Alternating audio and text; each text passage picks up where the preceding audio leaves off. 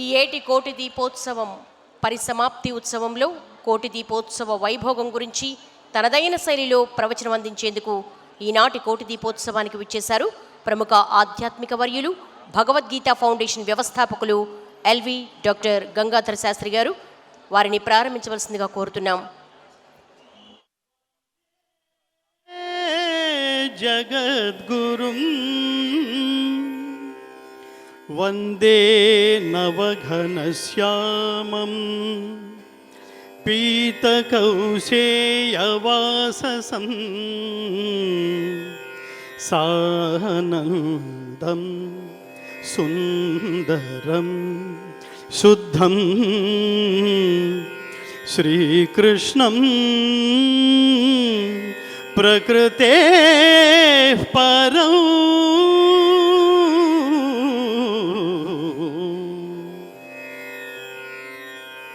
వందే శంభుముమాపతిం సురగురుం వందే జగత్కారణం వందే పన్నగభూషణం మృగధరం వందే పశూనాం పతిం వందే భక్తజనాశ్రయం చ వరదం వందే ముకుందప్రియం వందే భక్తజనాశ్రయం చ వరదం వందే శివం శంకరం.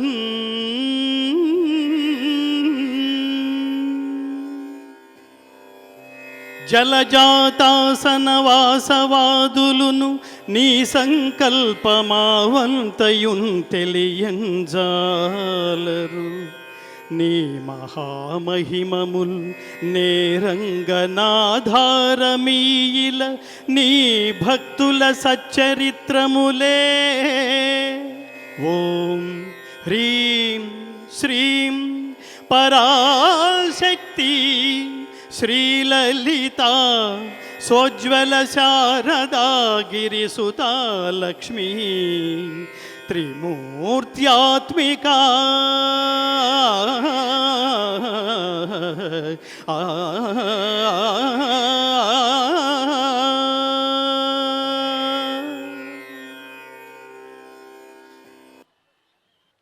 అందరూ ఒక్కసారి విశ్వమంతా ఆవరించి ఉన్న పరమాత్మ అనుగ్రహం పొందేలా ఈ మంత్రాలను ఉచ్చరించండి.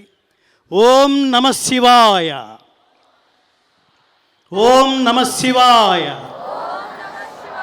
జై శ్రీరామ, జై శ్రీరామ, జై శ్రీకృష్ణ, జై శ్రీకృష్ణ, భారత్ మాతాకి. కేవలం భక్తి మనకు మాత్రమే పరిమితం చేయకుండా మిత్రులారా, భగవద్బంధువులారా, మన తర్వాత తరాల వాళ్ళకు కూడా భారతదేశపు ఆధ్యాత్మిక వైభవాన్ని పంచిపెట్టవలసిన అవసరం ఎంతో ఉంది. ఉదయం 7 గంటలకు లేస్తే రాత్రింటికి 11 గంటలకు చేరితే మనము మన గొడవ, మన బిజినెస్, మన వ్యాపారం, మన జేబు నిండటం. కానీ ఏదో సినిమాలో డైలాగ్ చెప్పినట్టు అంతకు మించి ఇంకేదో ఉంది. ఏమిటంటే ఈ దేశపు పూర్వ వైభవాన్ని, ఈ దేశపు ఆధ్యాత్మిక సంపదని, ఈ దేశపు జ్ఞాన సంపదని తర్వాత వాళ్ళకి పంచిపెట్టే బాధ్యత ప్రతి తల్లి మీద, ప్రతి తండ్రి మీద ఉందనే విషయం గుర్తు చేయడానికే ఈ భక్తి టీవీ వాళ్ళు హృదయపూర్వకంగా గీతలో ఒక అత్యద్భుతమైన శ్లోకం చెప్తాడు. యద్యదాచరతి శ్రేష్ఠః తత్తదేవేతరో జనః సయత్ ప్రమాణం కురుతే లోకస్తదనువర్తతే.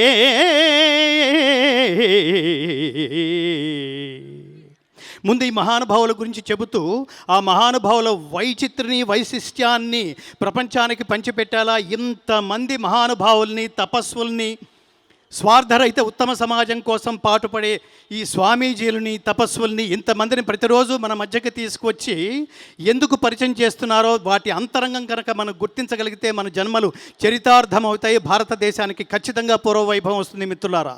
అందులో ప్రధానంగా ఏమనుకున్నాం? జై శ్రీరామ. మళ్ళీ అనండి.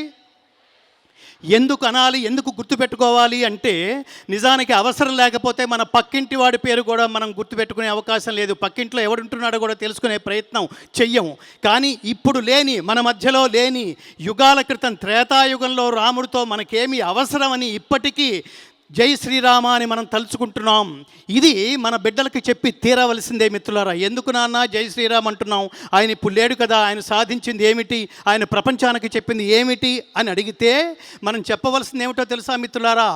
జీవితం అంటే సుఖంగా బతకడం కాదు, జీవితం అంటే కంఫర్టబుల్గా బతకడం కాదు, జీవితం అంటే లగ్జరీగా బతకడం కాదు, జీవితం అంటే డబ్బు కోసమే బతకడం కాదు, జీవితంలో ఉన్న కాలంలో విలాసవంతంగా బతకడం కాదు.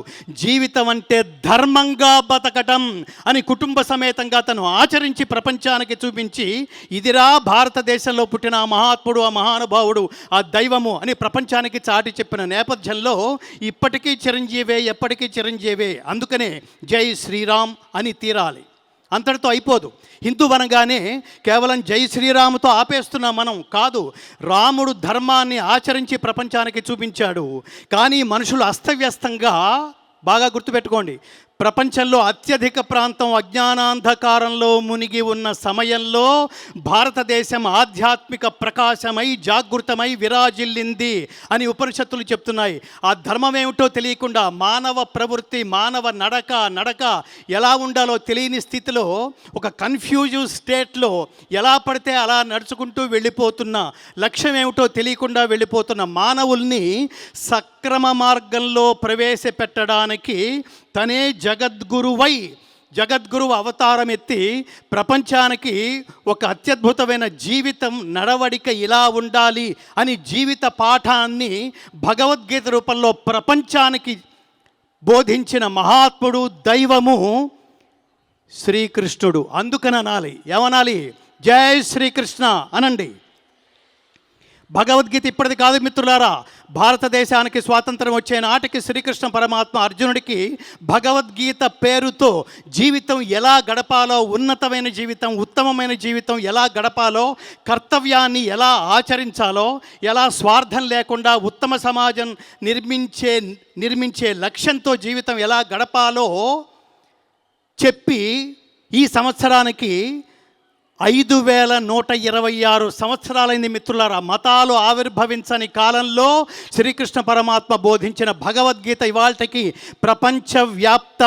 ప్రపంచవ్యాప్తమై దాని మీద రీసెర్చ్ జరుగుతోంది.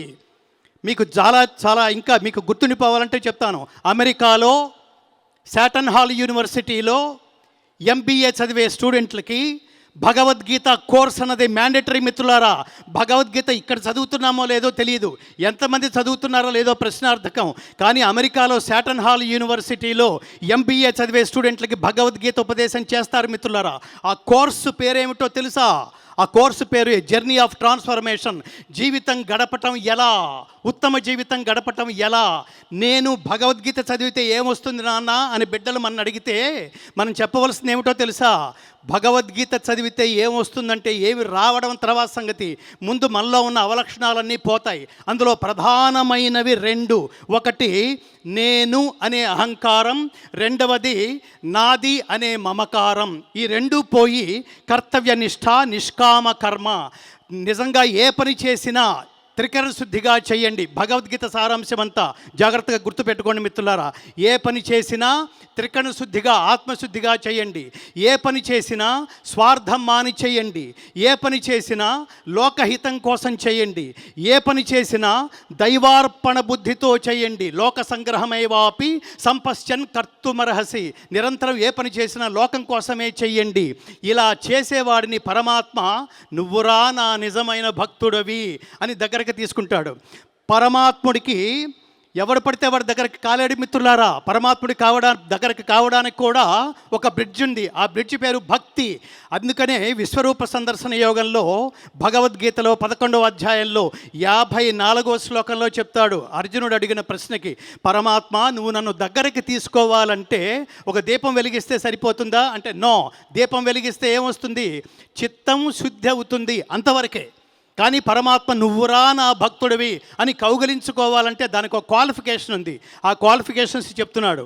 భక్త్యా తు అనన్యయా శక్య అహమేవం విధోర్జున జ్ఞాతుం ద్రష్టుం చ తత్వేన ప్రవేష్టుం చ పరం తపా.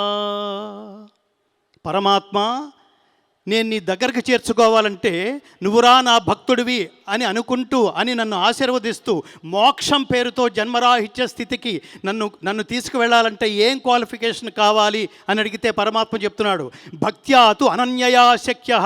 అన్డైవర్టెడ్ కాన్సన్ట్రేషన్ పేరే తపస్సు మిత్రులారా. అన్డైవర్టెడ్ భక్తి. నువ్వు తప్ప నాకు ఇంకెవరూ అక్కర్లేదు, నీవే తప్ప ఇతఃపరం బెరుగ మన్నింపదగున్ దీనునిన్ కావవే వరద సంరక్షించు భద్రాత్మక. అంత అంకిత భావంతో ఉంటే మాత్రమే పరమాత్మ ఏదైతే ఆలోచనలతో లక్ష్యాలతో ఉన్నాడో, ఏదైతే ఆచరిస్తే నువ్వు నావాడి అవుతావురా అని కొన్ని క్వాలిఫికేషన్స్ అర్హతలు చెప్పాడో వాటన్నిటినీ సేకరించి శంకరాచార్య భగవద్గీత పేరుతో ప్రపంచానికి అందించిన పుస్తకం మరువకండి మిత్రులారా. ప్రతి ఇంట్లో ఉండవలసింది భగవద్గీత. భగవద్గీత బాల్య దశ నుంచే బిడ్డలకు నేర్పించండి. భగవద్గీత రోజుకొక శ్లోకం చొప్పున 2 సంవత్సరాల టార్గెట్ పెట్టుకుని తాత్పర్య సహితంగా నేర్పించండి.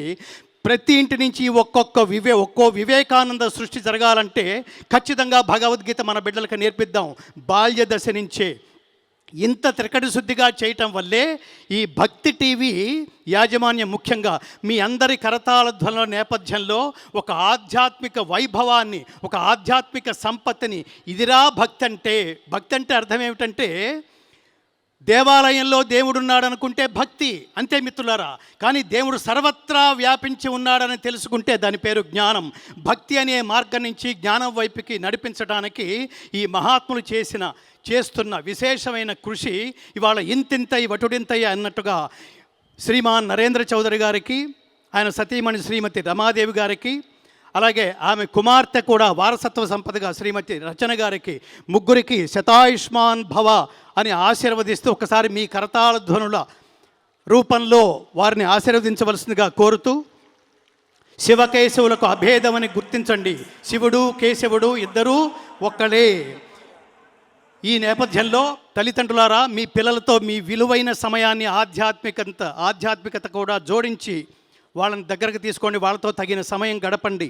బాల్య దశ నుంచే వాళ్ళకి భగవద్గీత నేర్పించండి, వాళ్ళకి ఆధ్యాత్మికతని పరిచయం చేయండి, సనాతన ధర్మాన్ని ఆచరిస్తూ కాపాడండి, భగవద్గీత నేర్పించండి. అందుకని చెప్తుంటాం, గీత నేర్చుకోండి, రాత మార్చుకోండి, ఇంటింటా గీతా జ్యోతుల్ని వెలిగించండి, భారతీయ ఆత్మజ్యోతులై ప్రకాశించండి.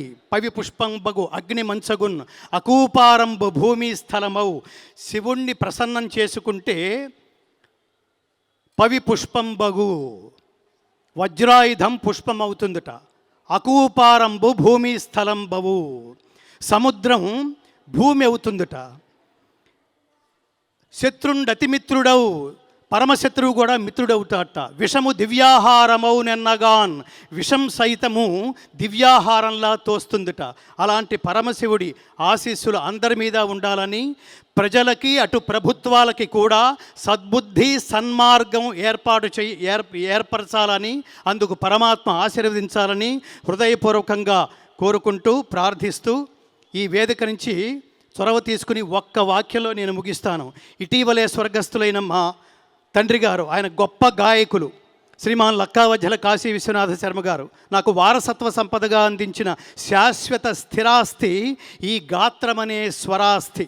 దాంతోపాటు ఆయన నాకు రుచి చూపించిన ఘంటసాల పాట, తద్వారా నేను పొందిన ప్రవచన మార్గంలో, భగవద్గీత మార్గంలో నన్ను ప్రవేశపెట్టినందుకు మా తండ్రి గారికి ఇటీవలే స్వర్గస్థులైన నేపథ్యంలో వారికి సద్గతి ప్రాప్తిరస్తోని మీలాంటి లక్షల మంది సమక్షంలో పరమాత్ముని వేడుకుంటూ మరొకసారి చెప్పండి, జై శ్రీకృష్ణ, జై శ్రీరామ, ఓం నమ శివాయ, భారత్ మాతాకి శుభం, స్వస్తి.